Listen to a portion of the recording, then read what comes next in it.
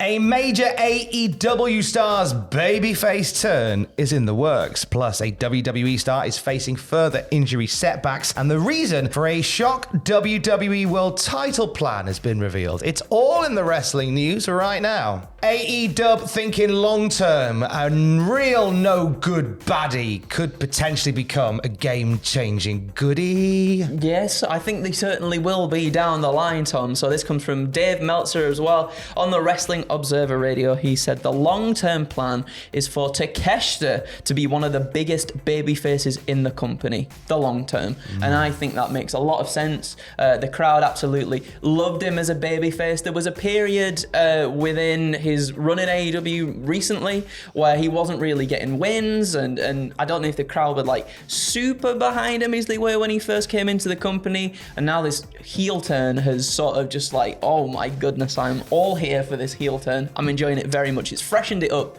really nicely. You hear a lot, don't you, about those guys that come in as white hot, very clean cut baby faces, and they push them as white hot, clean cut baby faces, and the crowd turn on them, and the hand is forced on a heel turn, you know, and it's a tale as old as time. It's your Rocky Maivas, it's your John Cena's without the heel turn, it's the Roman Reigns's and others. However, here I feel like they're going to stop the horse before it bolts by turning Takeshita heel, whilst the love is still there, and then working back around to a babyface down the line. I agree, and I think just with the reaction that he got when he first came into the company, I feel like capitalizing on that with him as one of the biggest baby faces in the company is a good business decision because he's phenomenal.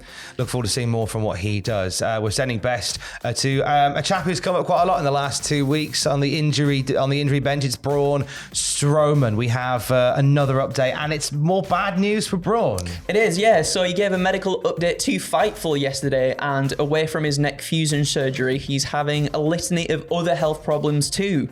He said, so my right arch is collapsed on my right foot, and my left leg is 15% paralyzed. So I switched to these new shoes. It's a UK brand called Vivo Barefoot. I'd say Vivo or Vivo Barefoot. Yeah, Vivo Barefoot. That is actually helping me strengthen my feet. That is a worrying thing there for old Braun Strowman. Well, he's such a big guy, so he carries so much weight with him. Like it is as impressive and imposing a figure as it is. When you are that kind of big guy, it comes with the territory that these injuries are going to happen. And so obviously the neck fusion surgery is something that's going to keep him away for a while as it is, but now he's got other injuries to convalesce on. Yes. I don't know whether we're going to see him until, at best, probably back end of next year. Yeah, I'm feeling it's going that to be as a well while, I think, until Braun's back in the ring. Yeah, definitely. Oh, that sucks though for him. It really does. Bestest wishes to Braun Strowman for a full and speedy recovery, and however long it needs to be. Seth Rollins was a special guest on Mark Andrews' podcast, My Love Letter to Wrestling, which you can listen to now on BBC Sounds. Now, I think this might be the first time he's spoken as the world champion. Yeah. Gave Mark Andrews an exclusive and chatted first of all about Triple H presenting him with the world title at Night of Champions, saying, I definitely think it's been a journey for both of us. Triple H came into creative power on kind of a whim at the end of last year. He's obviously gone through some major experiences in his life and some huge changes over the past few years, and I have as well. And so I do think our roads sort of paralleled and then kind of came together at this very cool moment with holding up that new title at Night of Champions. So it was nice. It was very much a full circle moment, I think, for both of us. Now, he's also commented on the world title being known as the work rate title, which we've heard a lot of. I think just calling it the work rate title is a little bit underselling it. At the end of the day, the title exists because our roster is so chock full of talent. There's just too much to have one champion, and that's not around very much. Nice little dig at Roman Reigns. Yep, it certainly is. I think the fact that we have so many worthy contenders, people that could hold this championship, I think that is the reason this title exists. If we had a weak roster and things weren't good and stuff wasn't hot, it might be a different story. It might just be fine to have just one champion who wasn't around. Didn't want to make live events, but that's just not the case.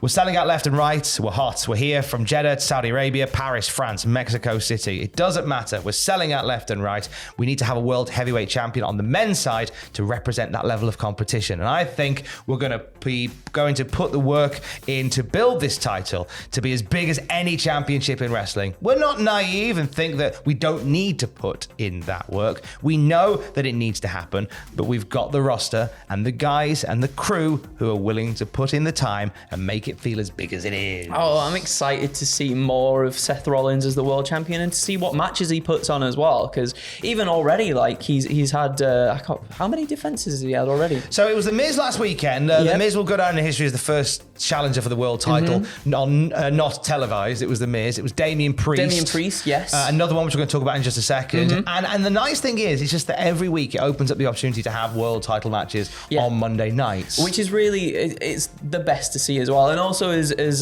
Seth mentions there, for the live events, for the live crowds too. You know, Roman wanting to work less dates recently, so it's nice to you get a ticket to go to a live event, you could see a world champion there, which is always like a really cool thing, especially for the younger viewers and stuff as well that are there. Yeah, you know? It's really good to see, and yeah, as I've said many times, I'd rather be happy than right. I really like the world heavyweight title. I thought it was a bad idea to bring it in. Didn't like it when I first caught a glimpse of it. Wasn't sure about it being a consolation prize. Happy to be wrong. Really enjoying. And Seth Rollins is the right guy to hold it. Yeah, that's it. I guess that's it. Like when a lot of us were sort of talking about it feeling like a consolation prize, I feel like Seth Rollins is the person to sort of turn that on its head and actually turn it into something that people really want to get their grasp on. Which member of the Raw roster would you like to see challenge for it? Not necessarily win it. Oh, wait, but challenge for it. Is he still on Raw? Chad Gable. I was going to say Chad Gable. Of course, Chad Gable. I was going to say Chad Gable. Him and Seth Rollins would put on a clinic. It would be ridiculously good. Yeah, and it's not to say that Chad would win, but Chad being in the mix for the world title, for a world title match, that'd be fun. Definitely. Let's do that for a bit. Or Otis. Do Otis as well, you cowards, while we're there. Now, talking of title defenses, the one that is on the cards for Seth Rollins is against Braun Breaker. Breaker threw down the challenge to Rollins at the end of this week's NXT, inviting Seth to come to Tuesday nights and come back where he started and bring that shiny belt with him for a match. There's a method to the madness for this match happening on NXT, isn't there, Andrew? There is. This comes from Dave Meltzer again on the Wrestling Observer Radio. He said this is a Nick Khan thing. Bring more main roster stars to NXT every week, boost the ratings, and try to boost your price for a renewal from USA Network because the ratings are higher. That's the strategy they're going with, and that's why you're going to be seeing more main roster stars, which I think is a very good thing for NXT. I think that's a very good thing for NXT, and I think that's and as much as we think, oh, it's great that Seth's on NXT. Obviously, the reason behind it's about making more money and putting more eyes on NXT, and it's great for those talent within NXT who are still finding their feet and finding their voice, searching for the new sound. That they've got guys who are on the main roster who have made that journey, who come back and can observe them, help them through, work matches with them. It's great. Yeah, absolutely. And there's so many potential matches to have there as well. Carmelo Hayes and Seth Rollins down the line. I'd love to see that as well. I think the World Heavyweight title stuff, as we were just saying before, a really good thing, especially, Seth going to NXT to do matches too. I think it's good for all sides of the fence in this one. And Baron Corbin. It's good for Baron Corbin too. Hashtag good for Baron Corbin too. We'll have more wrestling news throughout the day for you at cultaholic.com. Keys. I love you, bye.